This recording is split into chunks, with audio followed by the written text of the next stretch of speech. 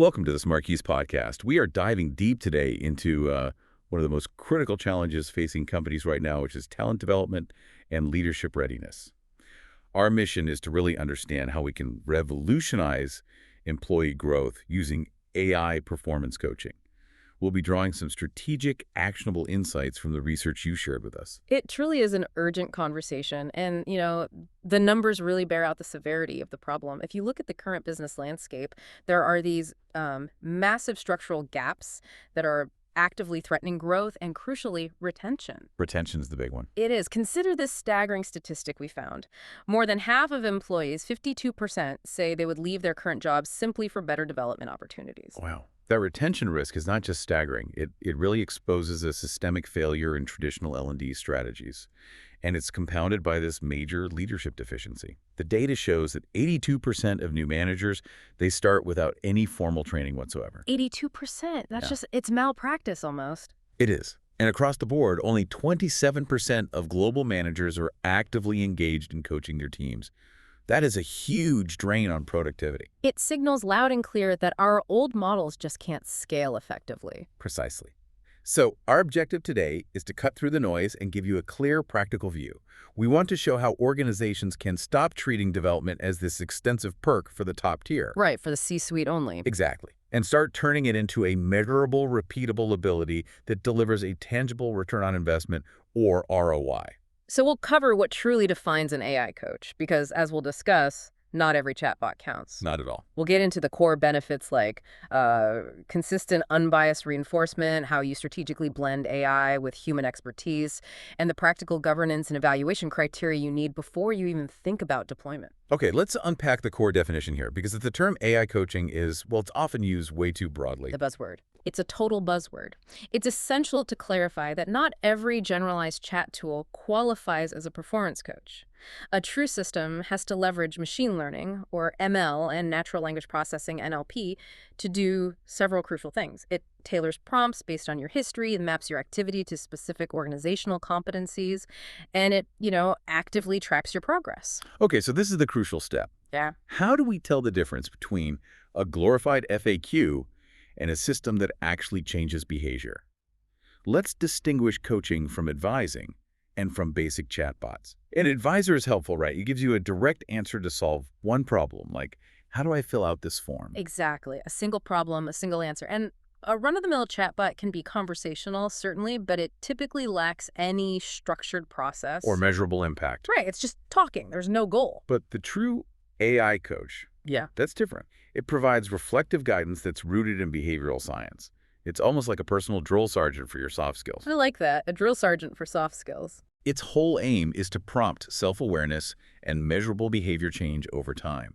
It's about helping you learn how to solve the next problem, not just handing you the answer. And if we connect this to the immediate business case, we see a clear path to near-term ROI. We're seeing companies achieve faster learning cycles because employees are prompted to apply new behaviors right away, on the job, not weeks after they finish some online course they've already forgotten. And that unbiased, consistent feedback, that must build fairness and trust. It directly attacks that 52% turnover risk we talked about. By making the developmental feedback objective, you remove managerial inconsistency, which is a huge source of frustration for people. So let's look at the practical benefits available today. First, that instant, personalized, and unbiased real-time feedback. That's a game changer. It really is. It removes the guesswork and ensures training standards are consistent for everyone. Second, these systems provide a safe space for rehearsing tough conversations. Think about high-stakes scenarios for leaders, like performance reviews or conflict mediation. The research highlights tools like Skillsoft TIZY for these things. You can repeat those scenarios until you feel ready, and every single learner is held to the same consistent criteria. So it replaces subjective ratings with objective standards. Exactly. And finally, there's scale. You can now distribute high-quality leadership development to way more people in the organization without needing those huge budgets for one-on-one executive coaching. That ability to standardize and scale, it just creates a level playing field for growth. So if the definition is clear, Where do we actually find these tools? Is it a one-size-fits-all software, or is the market already segmented? Oh, the market is incredibly diverse, which is why matching the tool to the need is so critical. The vendors, they generally fall into distinct use cases. You've got embedded guidance, micro-coaching, simulation, and hybrid models. So you, the listener, need to match the platform type to your specific goals. That's it. Let's start with embedded guidance. The research highlights systems that are LMS first, so they live right inside your learning management system. Right, where all your courses already are, like Talent LMS AI Coach, for example. If you already have a big LMS rollout, this is a really strong fit. Because it's providing context-aware help, summaries, quick quizzes right inside the course content. And what's fascinating here is that this turns passive modules into active sessions. But there's a trade-off. What's the catch? Well, while it's affordable, I think it starts at $119 a month for 40 users. The downside is that if you close the course window, the coaching stops. Yeah. It's excellent for content reinforcement, but maybe not for sustained, off-the-job behavioral coaching. That makes sense. Which brings us to the micro-coaching platforms. Things like Rocky.ai, focusing on soft skills and habit formation. This is perfect for busy professionals who, they can't dedicate an hour a day to training. We're talking short, solution-focused prompts, right? Like 5-minute daily sessions. Exactly. They build sustained behavioral changes without that heavy time cost. And the model is so accessible. They're fast setup, business plans starting from around $19.90 per seat per month. It makes them really compelling for building daily momentum. Then we have the heavy hitters in simulation and role play for compliance and operations roles where precision is everything. And where errors can be really costly. Right. Systems like What Fix Mirror recreate live operational systems so employees can practice real workflows, but risk-free. And they get instant contextual feedback on why a step matters. That reduces the likelihood of errors when they go live. And for the high-stakes, human element, the conversations. That's where tools like Skillsoft, AZY, Excel, I wish I had this years ago. We all remember that one performance review we absolutely botched because we didn't practice the phrasing. Oh, definitely. These conversation simulators let managers practice difficult talks safely. They build muscle memory for the real world. Which brings us to what feels like the most strategic option for complex development. Hybrid models. Like CoachHub Amy. This isn't just a bot. It's a model that blends certified human coaches with an AI companion for, well, maximum efficacy. And the beauty of that hybrid approach has to be efficiency. It is. The human coach handles the complex, sensitive topics, things like conflict mediation or high-stakes negotiation where you need genuine empathy. Things a bot can't replicate. Exactly. Human judgment is vital and irreplaceable there. And the AI companion, me in this case, handles all the necessary repetition and reinforcement between those live sessions. It supplies those reflective prompts and nudges so the momentum continues after the human meeting is over. So you route the routine practice, the framework drills, all that consistent repetition to digital tools. And you free up your invaluable human experts to focus on higher order strategy and those personalized complex challenges. It's the key to scaling leadership coaching without losing the human touch. Shifting focus now to the critical strategic decisions, selection and governance. You have to resist the urge to choose based only on a checklist of shiny features. That's a huge trap. It is. Instead, you need to match platform strengths directly to your use cases, whether it's onboarding, leadership development, or compliance training. And the quality of the feedback has to be your absolute top priority. You must insist that it's actionable and tied to the learner's history and context, not just generic good job summaries. And prioritize systems that support repeated practice. One-off modules don't cut it. Sustainable change comes from consistent drills and reinforcement. When it comes to proving value, you have to track measurable outcomes and ROI that go beyond, simple satisfaction or course completion rates. Absolutely. Your analytics need to track application and, more importantly, impact. So this means you have to link the platform's data directly to your business KPIs. Yes. Things like reduced ramp time for new hires, fewer operational errors, improved customer satisfaction scores, C+8, or, stronger manager effectiveness. The research suggests running short pilots, 6 to 12 weeks, to validate the skill gains before you even think about scaling.